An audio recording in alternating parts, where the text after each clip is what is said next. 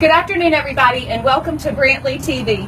Today we're going to talk about breast augmentation. A conversation about breast augmentation could be as easy as a walk in the park. My name is Devin. And I'm Michaela. And we both work for Dr. Shelby Brantley, a board-certified plastic surgeon with the Face and Body Center, or better known as Plastic and Hand Surgery Associates. Like we mentioned, we're going to be here today talking about breast augmentation and your experience in one of our consultations. It should be as easy, again, like we mentioned, as a walk in the park. One of the many benefits of coming to one of Dr. Shelby Brantley's consultations is you'll not only get one of us in a consultation room with you, we will walk through the entire process from pre-op to post-op, surgery day, and everything that you would experience, so there's no questions to be unanswered on the end. Also, we will hit bullets and make sure that everything is discussed that will get you to the best outcome that you could possibly imagine. All right, and so how do we get you to the size that's going to be appropriate for you? It's the big, huge question that everybody comes into their consultation. I don't want to be too small. I don't want to be too big. I just want to look natural and have something that fits just for me. Well, this is how we go about doing that. This is a huge thing to consider during your breast augmentation is measurements. How do we measure the breast? There's two important ways to measure the breast. What we like to do is sternal notch to nipple and then base diameter. And I'm going to use Michaela as my potential patient, and we're going to show you exactly where these measurements So Devin's go. going to start off by measuring from my sternal notch to my nipple. Ideally, this measurement is between 19 and 20. Secondly, she's going to measure from the lateral aspect of my breast to my sternum. We will record these measurements. So the importance of these measurements is to make sure from the sternal notch to the nipple that your nipple is in the correct position after surgery. The width is important to determine which implant will be best There's for you. moderate plus, there's high profile, extra high profile, and that base diameter is going to be the determining factor of what fits within that breast wall. So not only are your measurements important, but another important thing is your decision whether you need saline or silicone. Hey everybody, we're back after the short rain delay for take 2 here on Brantley TV. We were just about to discuss the different types of implants. So we have saline and we have silicone, which is our gel implants. And Devin's going to discuss some of the different pros and cons about each. Thank you, Michaela. Okay, I'm going to tell you the difference between a silicone gel implant and a saline implant. We're going to start with the silicone gel. We love the gel implant. It feels more like real breast tissue. It has a less chance to ripple and scallop along the edges. It holds its shape a little bit better because it's very cohesive. And then it actually has a lower percentage rate of rupture than the saline implant. So if there was anything wrong with this implant, maybe it had a leak or a tear or anything like that, the only way to detect a ruptured gel implant is through an MRI. In other words, you cannot self-diagnose these implants.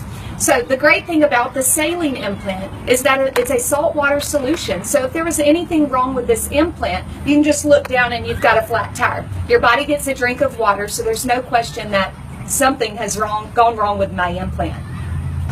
It's not quite as easy to detect a leak or a rupture with the silicone gel implant as it is a saline. Like we said, the saline, the saltwater solution, is absorbed in the body.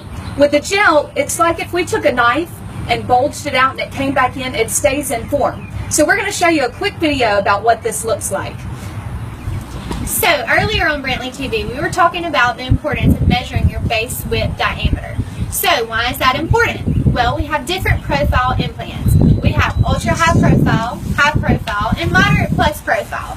So this is for smaller chest walls, while this one might be for wider chest walls. So we take that determination to determine which implant will best fit you. Just like in Goldilocks, there's going to be a papa bear, a mommy bear, and a baby bear. And there's going to be an implant that fits just for you. Devin and I have compiled a list of frequently asked questions during a consultation. So today, I'll be asking Devin and she'll be answering. So, to start off, are you certified by the American Board of Plastic Surgery? Yes, Dr. Brantley is a board-certified plastic surgeon. Perfect. So, where and how will you perform my surgery? We have our very own state-of-the-art surgery center on the first floor of the same building that you will come to at your consultation. And most of the time, everything we do is outpatient. Great. So, how long of a recovery period should I expect when getting a breast augmentation? About 99% of these patients for breast augmentations can have it on a Friday and back to work on Monday. Very short recovery. You've got a little bit of tightness and soreness, but not a lot of pain. All right, let's see. How many additional implant-related operations can I expect over my lifetime? Because I've heard lots of rumors that I have to have them replaced every 10 to 15 years. No need to replace 5, 10, 15 years like tires on a car. It is respond if you think there's a problem or an issue. Wonderful. So, what if I decide to breastfeed? You will be able to breastfeed. There's no question about that. It doesn't affect anything to do with breastfeeding whatsoever.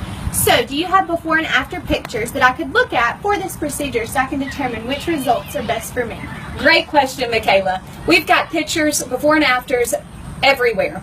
So you can just Google up, there's realself.com, there's the Face and Body Center website, as well as scrapbooks and albums that we have available during your consultation time that you can take as much time as you want to looking through. Thank you for joining us today on Brantley TV as we discussed breast augmentation. Thank you for watching Brantley TV today as we went through the consultation process being as easy as a walk in the park. Stay tuned for more Brantley TV as we introduce additional videos. Please share us, like us, and follow us on all of our social media accounts. We've got Facebook, Instagram, and now Snapchat. And of course, we've got different videos on YouTube when you can search for Shelby Brantley. Thank you and have a great day. That's a wrap.